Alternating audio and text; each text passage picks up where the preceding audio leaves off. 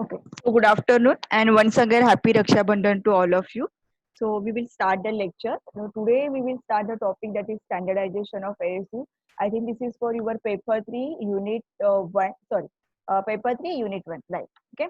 So before the start, we first understand what is exactly standardization of ASU. Definitely regarding the ASU, you know about very well about the ASU, that is the Ayurveda Siddha Unani. This is our nothing but the traditional medicine system of India, which is we are already studied in your part 1, right? So today we will see about the what is exactly standardization and how the standardization applies for your ASU system. So we'll go to the next slide. That is the content. So today we just understand about exactly what is standardization and need of standardization in ASU. Okay. Okay. So this is a slide just to give the introduction, or it is a brief introduction about the ASU to brush up your mind with respect to the ASU. So if ASU is nothing but the Ayush is the acronym of the medicinal system that are being participate in India, such as Ayurveda, Yoga, Naturopathy, Unani, Siddha, and Homeopathy. Okay. So these systems are based on the defined medicine philosophies and represent a way of healthy living which establish the concept of prevention of disease and promotion to the health.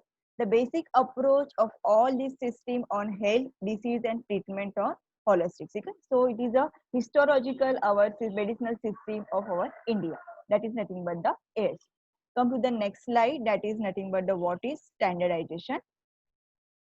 So what is exactly standardization? Okay, standardization is maintaining the same physico-chemical properties and quality of the product or formulation throughout the process of preparation and utilization, leading to identical therapeutic efficacy in all the batches.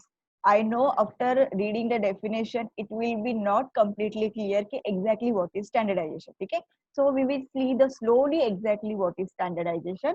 So just split the word standardization. That is nothing but the standard. Everybody know the concept of standard? Yes or no? Standard is nothing but specific value it which base we can compare our product. That is nothing but the standard. That is the some compound or any chemical which is actual value which is already known to us, and with the help of that value we can analyze the value of our other substances, or you can say any chemicals or any product. That is nothing but the standard.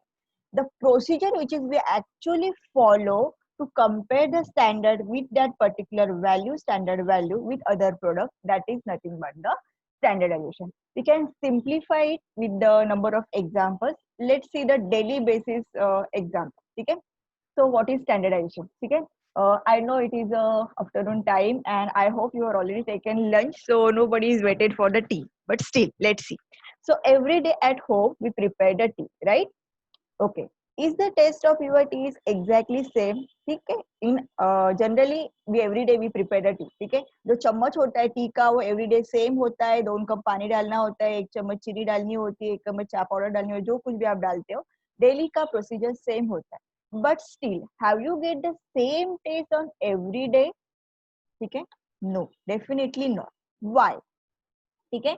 Why we are not getting the same taste? Do we follow the same procedure? Because maybe our measurement maybe इधर का उधर थोड़ा बहुत हो रहा होगा. Let's see the next example. ठीक है. So this is a Girnar T. अभी instant टी मिलता है. Just चाय का पैकेट खोलो, 1 कप गर्म पानी में डालो and पी लो. ठीक है. So if you drink the Girnar instant tea at any time, any do we get the exactly same taste? Most probably yes. ठीक है. कभी भी खोलोगे, अगर तुम लोग को विदाउट बताए भी अगर तुम लोग को गिरनार टी का चाय देते हैं और किसी ने अगर वो डेली बेसिस पे पीता है तो वो बिना पैकेट देखे भी बोल सकता है कि ये चाय गिरनार टी का है, राइट?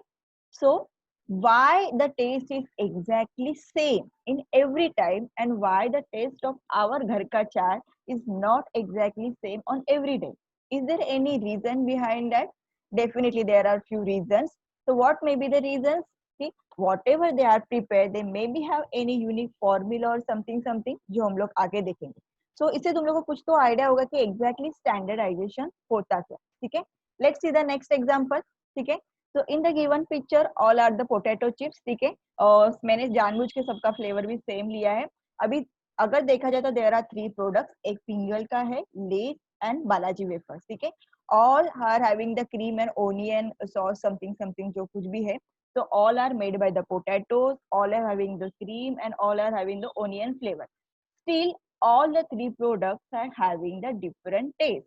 तीनों के अंदर वेफर्स ही है, तीनों के अंदर पोटैटो ही डाला है, तीनों के अंदर के इंग्रेडिएंट भी ऑलमोस्ट सिमिलर है, फिर भी तीनों का टेस्ट अलग है. क्यों? Because definitely whatever formula they are using for preparation of their product, which is very very unique, and based on that formula their product taste is very unique, right? And whenever you are eating the wafer, like लेज का wafer लो या फिर किसी और का लो, कभी भी तुम लोग खाते हो, you will get the exactly same taste. Why? Because they have the unique formula and they always follow the steps in that formula exactly same way. That's why they get the exactly same taste and same content in every time. So ये जो कुछ भी procedure होता है जिसमें किसी भी product का क्वालिटी एग्जैक्टली सेम मेंटेन करना is nothing but the standardization. So do you understand the concept of standardization? कि exactly standardization होता क्या है? Standardization in ASU we can see exactly later, but first understand what is the concept of your standardization. So I hope you understand the concept of standardization, right? Can we move next slide? Anybody can say yes to unmute.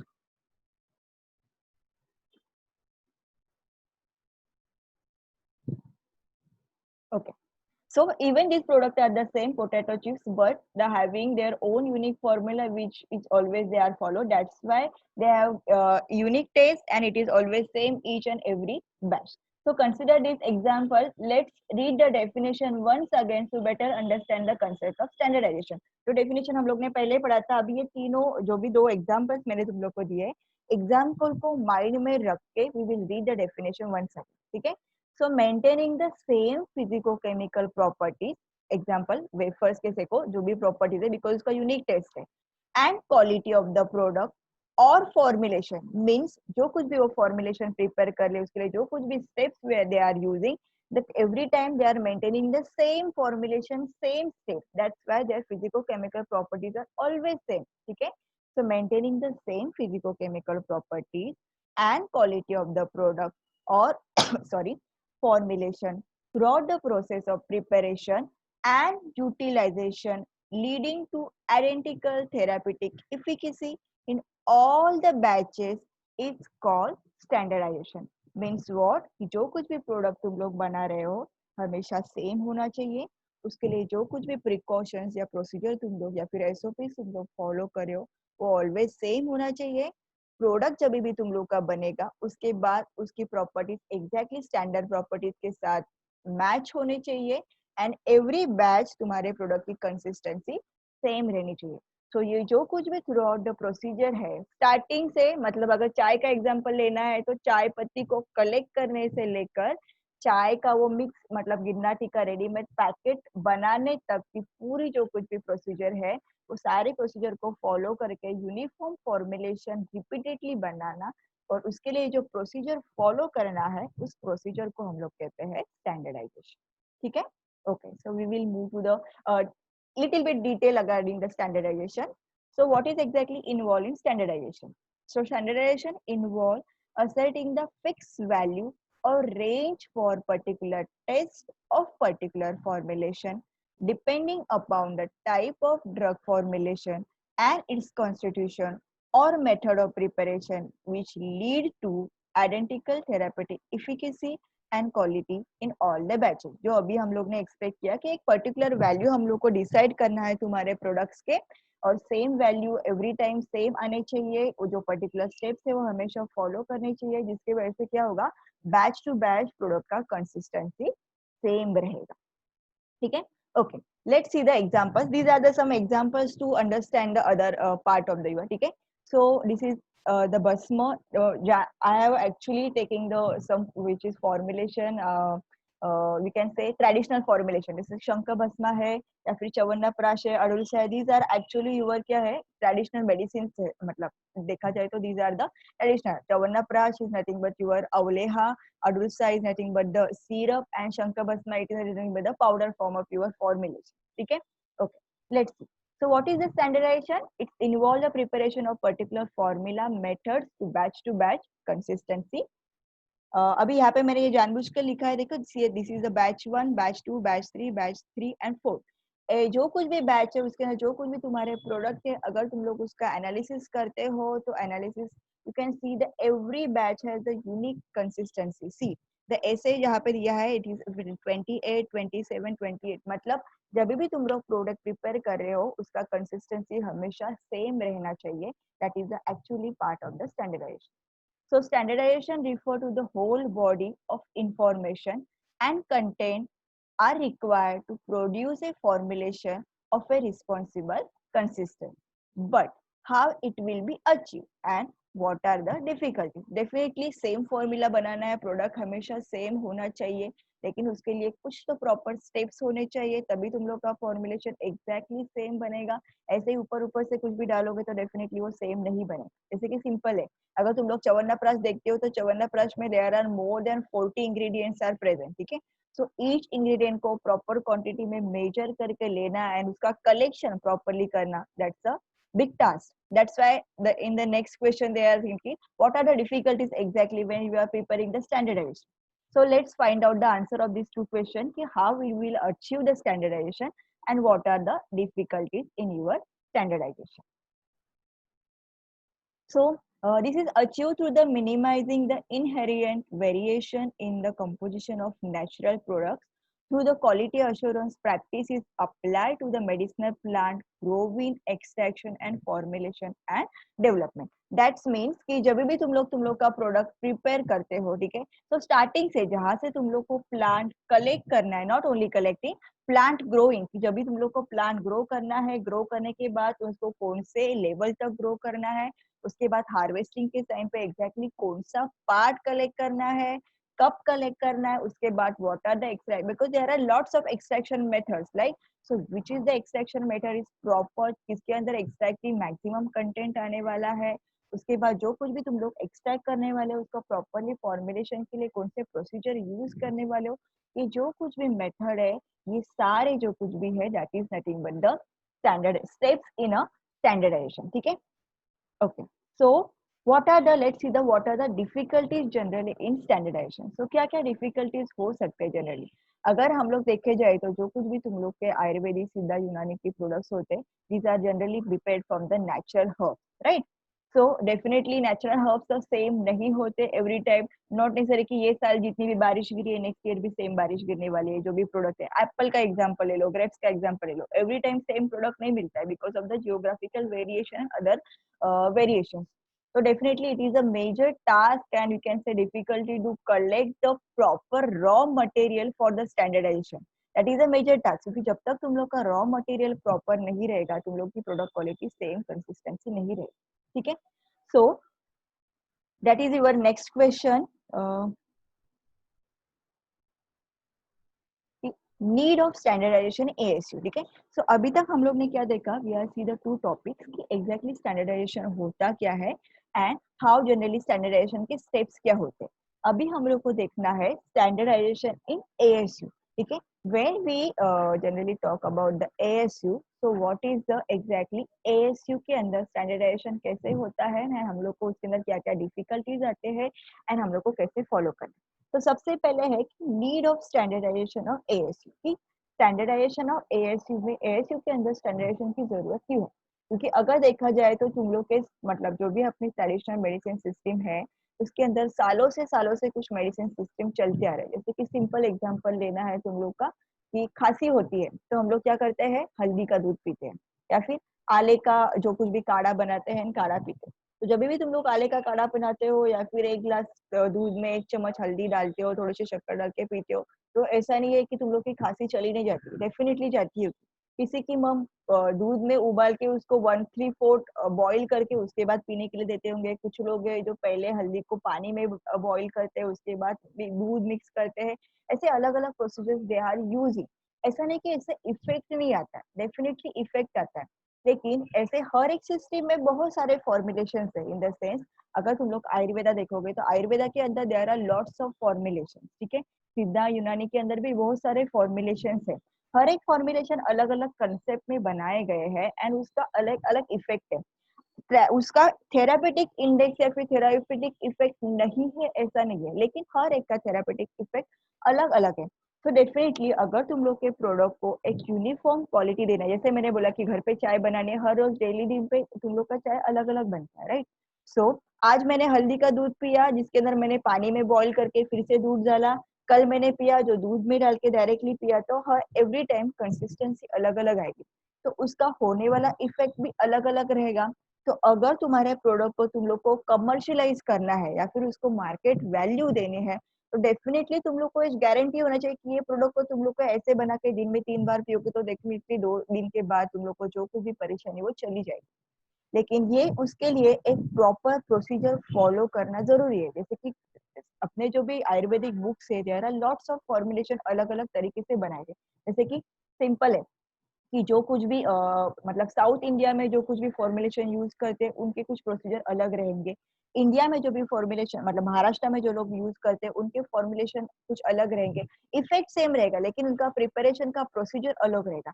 लेकिन उसके हिसाब से तुम लोग market में product ला नहीं सकते। If you want to sell or commercialize your product, definitely it have the proper value which we can say the product is completely ready to market and we can sell the product. तो उसके लिए हम लोग को product को एक standardise value या फिर फॉर्मुलेशन देना बहुत जरूरी है, जिसके वजह से उसके बाद बैच टू बैच कंसिस्टेंसी आएगी एंड एवरी टाइम जब भी तुम लोग प्रोडक्ट बनाओगे वो सेम रहेगा। That is why exactly need the standardization in ASU. We will see the point by point कि एग्जैक्टली क्या क्या पॉइंट्स है। So we will move to the next slide, ठीक है। So need of standardization. So what are the ASU formulations, जो अभी हम लोग ने एक्सप्लेन किया कि what are the ASU formulations. So they are prepared maximally they are prepared from the herbs, minerals, animal extract and herbal extract, ठीक है।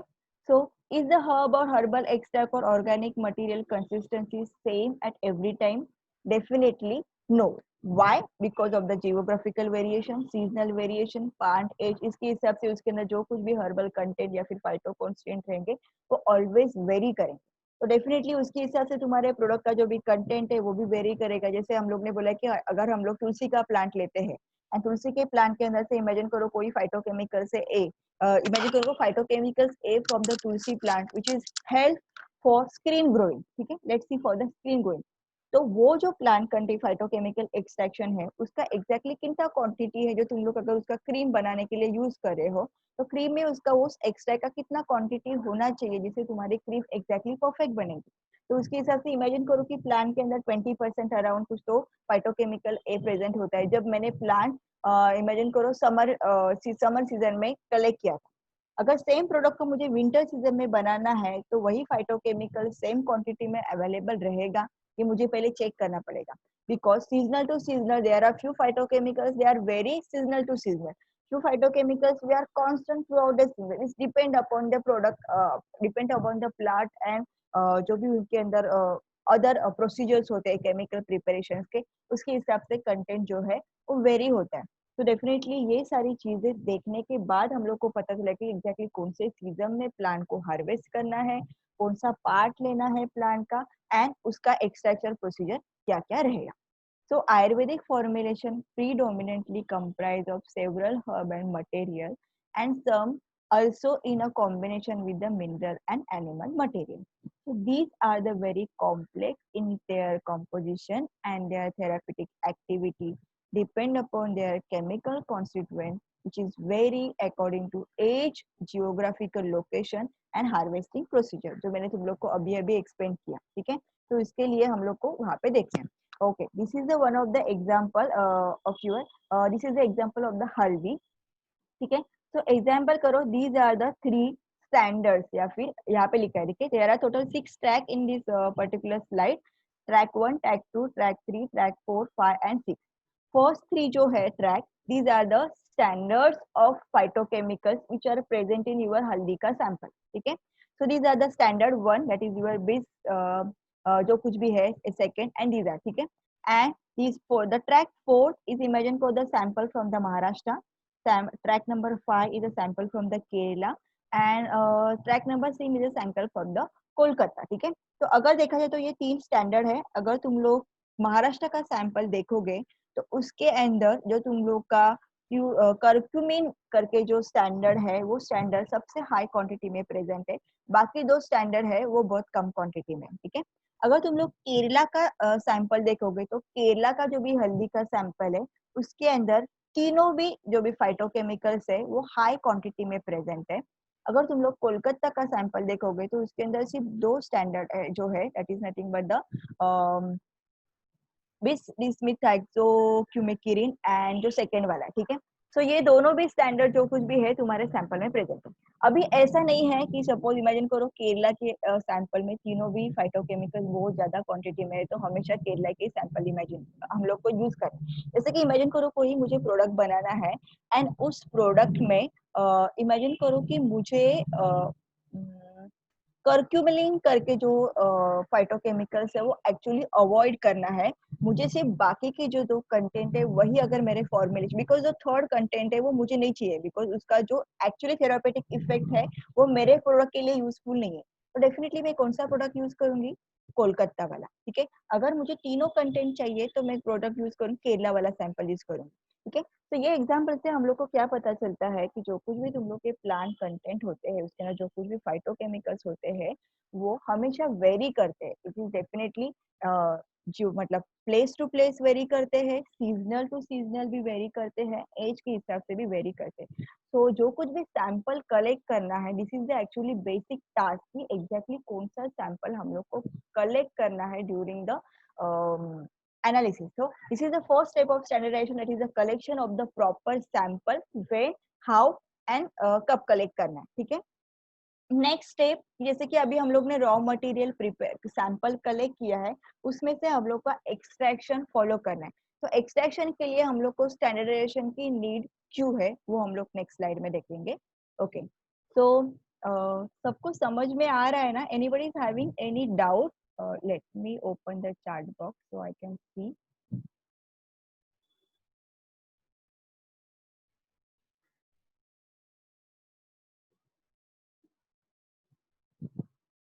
किसी को कुछ भी डाउट नहीं है, राइट?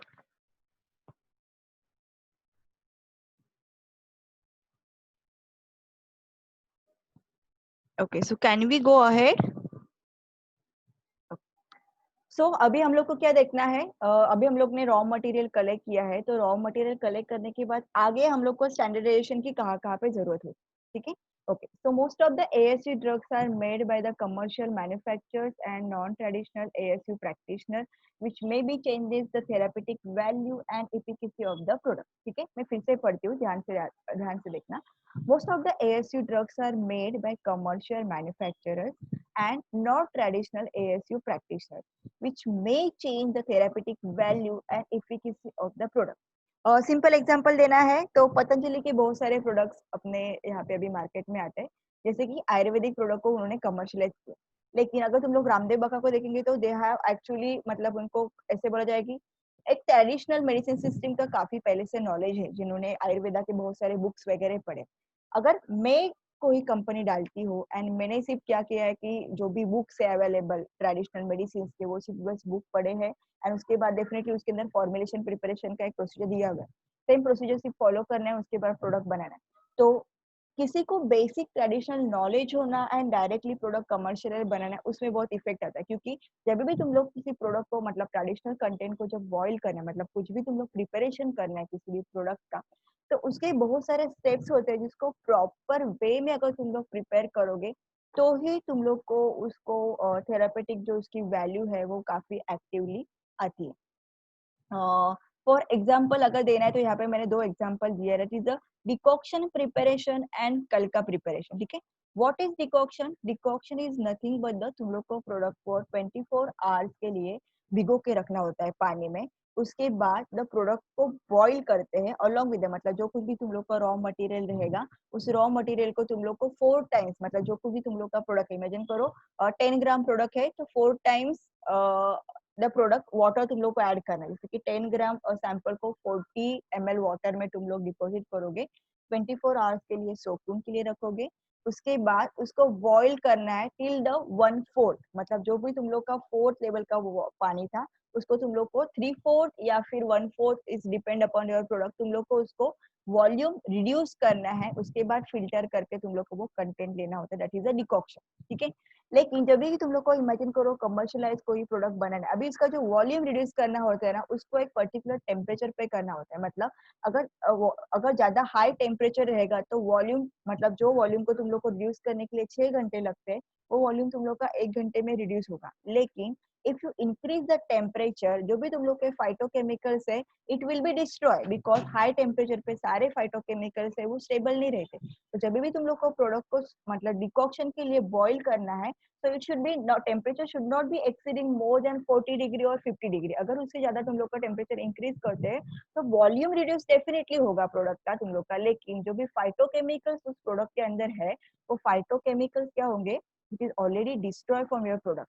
तो सेम डिकॉक्शन अगर हम लोग सैंपल में प्रिपरेशन के लिए, प्रोडक्ट प्रिपरेशन के लिए अगर यूज करते हैं, सो तुम्हारे प्रोडक्ट के लिए वो थेरापेटिक वैल्यू नहीं रहेगी जो एक्चुअली बुक के अंदर उन्होंने मतलब क्या बोलते हैं कि कंटेंट में दिया होगा कि तुम्हारे प्रोडक्ट के अंदर 60% या एक्सट्रैक्ट आना चाहिए।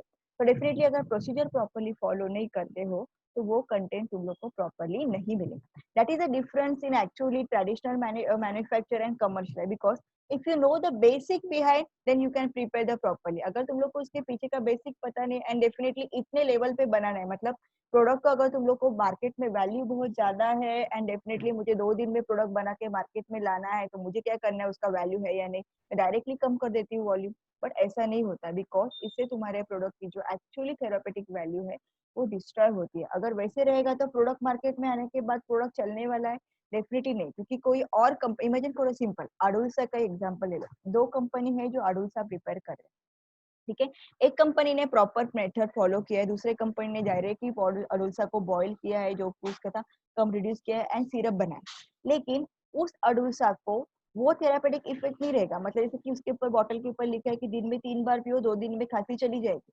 तो तुम्हारा 2 दिन में पीने के बाद क्या हफ्ते भर पियोगे तो भी खांसी चली नहीं जाने वाली, बिकॉज एक्चुअली जो उसकी थेरापेटिक वैल्यू वाले फाइटोकेमिकल्स है उस प्रोडक्ट में है ही नहीं। तो उसके लिए प्रॉपर प्रोसीजर अगर तुम लोग फॉलो करोगे तो ही तुम लोग का प्रोडक्ट है वो प्रॉपर वे में रेडी होगा एंड उसकी एक्चुअली जो उसकी थेरापेटिक वैल्यू है वो बनी रहे। सो दैट्स वाई यहाँ पे भी हम लोग को स्टैंडर्डाइजेशन करना बहुत जरूरी है कि अगर कोई कमर्शियलाइज कंपनी तुम लोग के ट्रेडिशनल प्रोडक्ट प्रिपेयर कर रहे हैं, तो मेक श्योर कि जो कुछ भी अपने थेरापी मतलब ट्रेडिशनल वे में उसके मेथड्स है प्रिपरेशन के, वो मेथड्स तुम लोग फॉलो करोगे तो ही प्रोडक्ट को वैल्यू रहेगी। तो वो मेथड को फॉलो करने के लिए वहां पे स्टैंडर्डाइज प्रोसीजर बना के देना, ये भी बहुत इंपॉर्टेंट है। ठीक है, okay, so we will move to the next slide.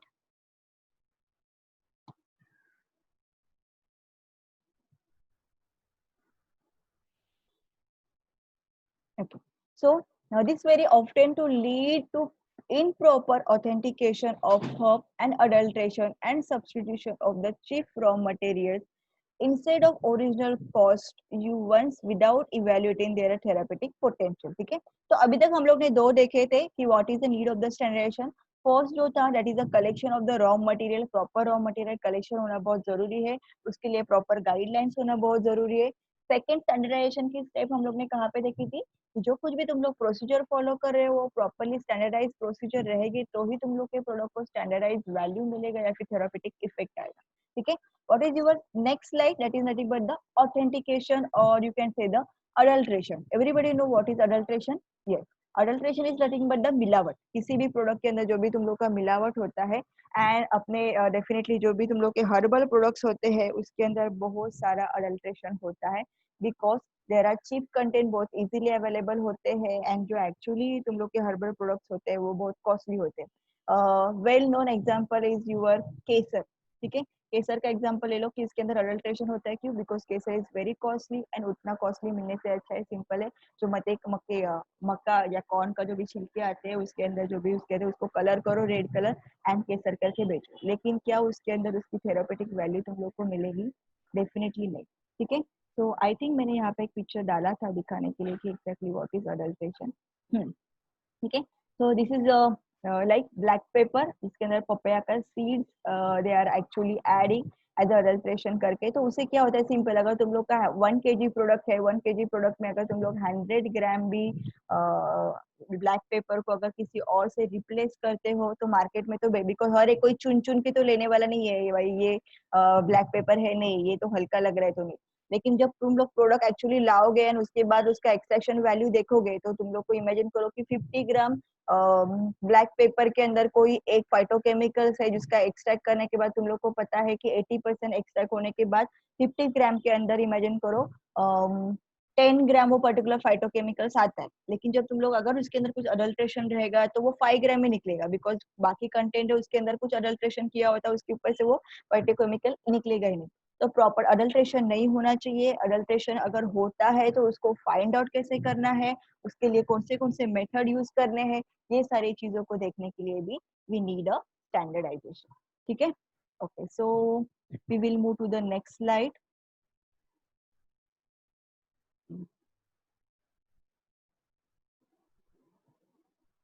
Okay. ASU drug can be obtained, be contaminated with the harmful heavy metals, microorganism, toxin, pesticide residue due to the improper manufacturing practice and methods. ठीक है, तो ये also और एक point है कि जिसकी वजह से हम लोग को देखना है, बिकॉज अभी करंटली देखा जाए तो we have very much pollution pollution pollution जो हम लोग बोलते हैं ब्ला ब्ला, जिसके वजह से तुम लोग के मैक्सिमम जो नेचुरल कंटेंट होते हैं या फिर नेचुरल इंग्रेडिएंट है वो बहुत सारे कंटामिनेशन होता है, contamination by the heavy metals, microorganisms and toxin, pesticide, etc. etc.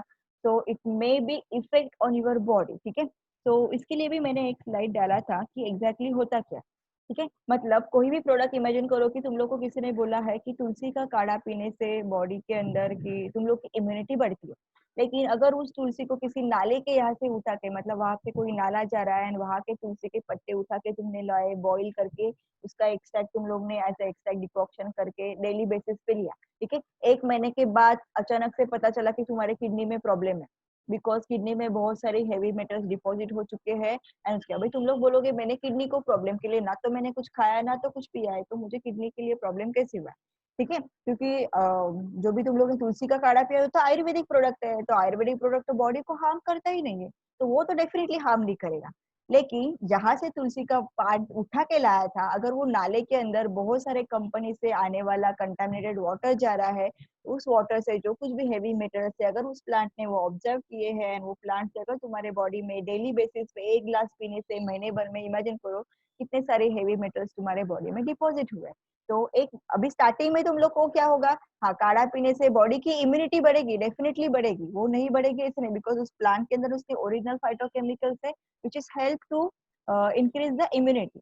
But along with that, you also inhale the yeah हम लोग बोल सकते inhale नहीं बोल सकते कि बहुत सारे heavy metals तुम्हारे बॉडी में डिपॉजिट हुए जो तुम लोग को पता नहीं, which is actually harmful for your kidney. ठीक है, same for the micro organism, बहुत सारे पाउडर्स है जो अभी मार्केट में अवेलेबल होते हैं, उनका जब कंटेनर आता है वो क्लोज कंटेनर आता है, लेकिन तुम लोग जब लाते हो तो कंटेनर ओपन करते हो, फिर 1 हफ्ते के बाद उस पूरा पाउडर का एक गड्ढा बन जाता है। ठीक है, फिर भी हम यूज करते हैं क्योंकि बॉटल के ऊपर एक्सपायरी डेट लिखी हुई थी कि 2 साल तक चलने वाला है। ठीक है, लेकिन अगर उसको मॉइस्चर पकड़ेगा तो मॉइस्चर के हिसाब से उसके अंदर माइक्रो ऑर्गेनिज्म भी ग्रो होने वाले हैं, अगर वो तुम्हारे बॉडी में जाएगा तो अचानक से तुम्हारे बॉडी को फंगल इन्फेक्शन या फिर तुम्हारे बॉडी को एंटी बैक्टीरियल इन्फेक्शन होने ही वाला है। सो ऐसे बहुत सारी चीजें हैं जिसकी वजह से एक्चुअली क्या हो रहा है, एएससी प्रोडक्ट बदनाम हो रहे हैं। ऐसा नहीं कि उसको थेरापेटिक वैल्यू नहीं है, they have high amount of therapeutic effect, but along with that ये बहुत सारी चीजें हैं जो तुम्हारे प्रोडक्ट को कमर्शियल होने से कहीं ना कहीं पे नीचे ला रहे हैं। तो ये सारी चीजों को कहीं ना कहीं पे बैन करना या फिर प्रॉपरली क्या बोल सकते हैं हम लोग उसको सॉर्ट आउट करना बहुत जरूरी होता है। तो उसके लिए एक प्रॉपर मेथड या फिर एक प्रॉपर प्रोसीजर फॉलो करना बहुत जरूरी है।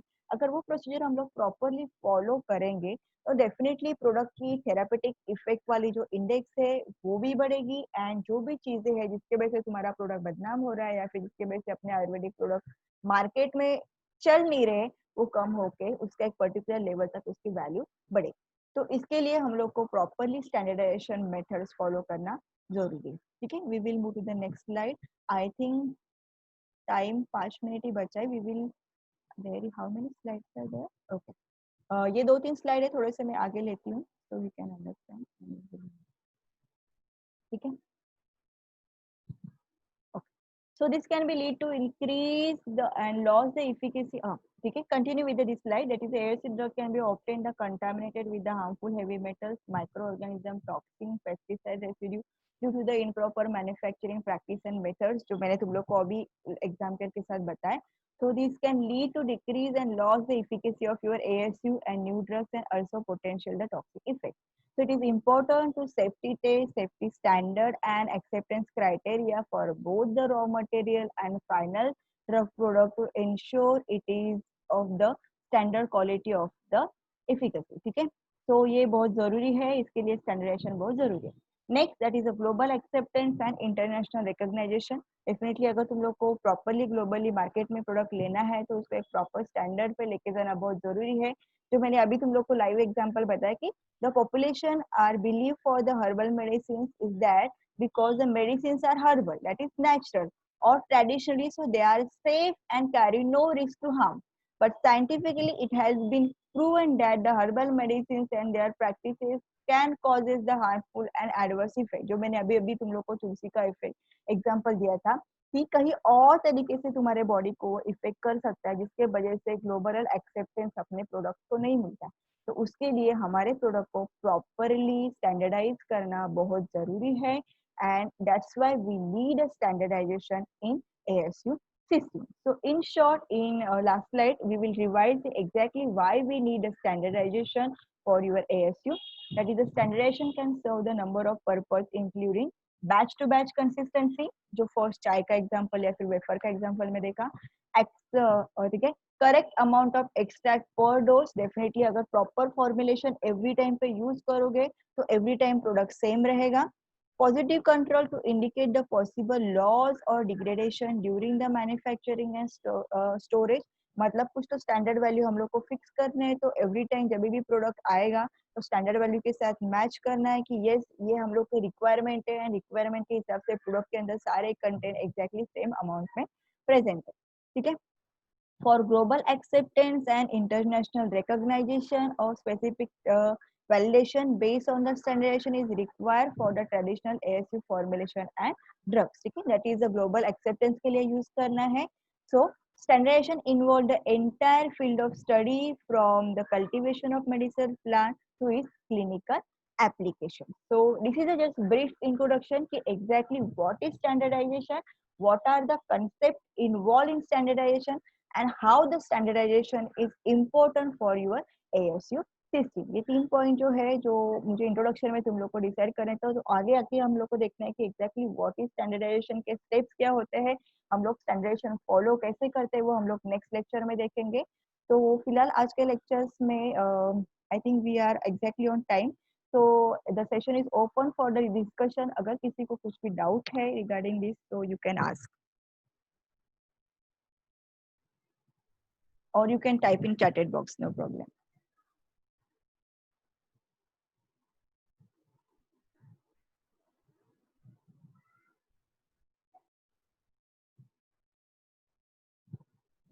Okay, so everybody understood whatever today's we are taking in lecture? You can type yes if you understand.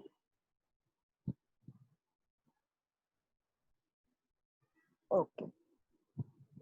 So इसके रिगार्डिंग जो कुछ भी पीपीटी रहेगा I will mail you on your Google classroom, and there is some PDF regarding this which is also I will forward to you so as a reference material.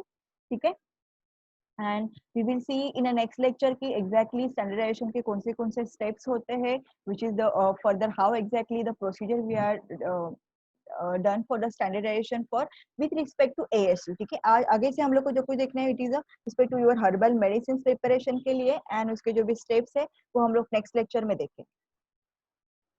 Okay. So if we don't have a doubt, I think only 1 minute is remaining. Okay. So we will.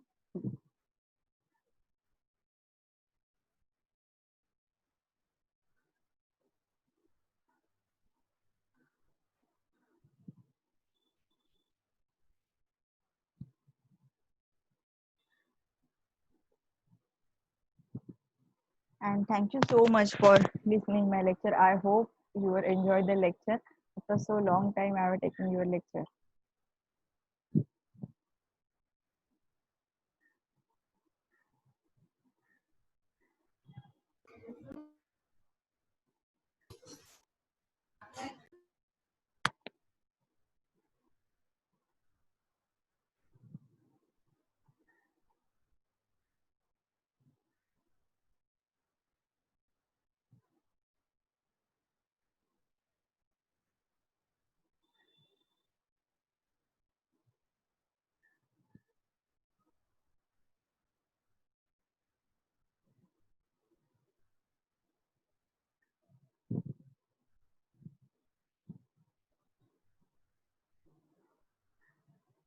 I think there is a some time. If anybody want to ask something, you can ask.